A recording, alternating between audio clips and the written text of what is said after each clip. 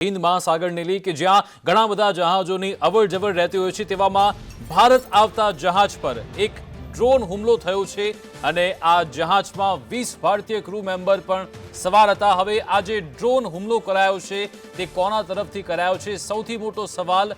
હિન્દ મહાસાગર કે જે સુરક્ષાની દ્રષ્ટિએ ખૂબ જ મહત્વનો વિસ્તાર છે ને ત્યાંથી દુનિયાભરના જે જહાજો હોય છે તે પસાર થતા હોય છે તેવામાં એક જહાજ છે જેમાં ભારતીય ક્રૂ મેમ્બર સવાર હતા તેને ટાર્ગેટ કરાયું છે, તેના પર હુમલો થયો છે અને ડ્રોન હુમલો કરવામાં આવ્યો છે। એટલે કે મધદરિયે પણ હવે ડ્રોન હુમલો થઈ રહ્યો છે। જહાજમાં 20 ભારતીય ક્રૂ મેમ્બર સવાર હતા તેના પર હુમલો કરવામાં આવ્યો છે।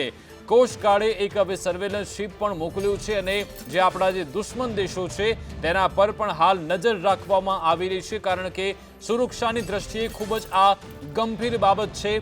વિશ્વભરનો વેપાર જે આ રૂટ પરથી થતો હોય છે, અનેક કન્ટેનર ત્યાંથી પસાર થતા હોય છે જહાજના મારફતે, અને ત્યાં આ પ્રમાણેનો હુમલો તેની તપાસ થવી જરૂરી છે।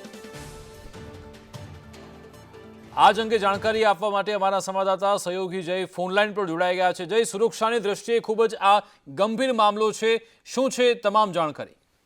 વિકાસ, જે રીતે આપ જણાવી રહ્યા છો, સુરક્ષાની દ્રષ્ટિએ ખૂબ જ ગંભીર મામલો કહી શકાય અને 100% સુરક્ષાની દ્રષ્ટિએ ખૂબ જ ગંભીર કહી શકાય, કારણ કે આ એક સેફ ઝોન માનવામાં આવતો હતો અત્યાર સુધીનો હિન્દ મહાસાગરનો જે આખું જે આ રૂટ છે, રૂટ સેફ રૂટ માનવામાં આવતો હતો અને એ રૂટ ઉપર ડ્રોન હુમલો કરવામાં આવ્યો છે। સૌથી પહેલા હું આપને જણાવી દઉં કે આ જે જહાજ હતું એ ઇઝરાયલનું જહાજ હતું અને આ જહાજનો જે છેલ્લો સંપર્ક હતો એ સાઉદી અરેબિયા સાથે થયો હતો। લાઇબેરિયાના ધ્વજ સાથેનું આ જહાજ હતું।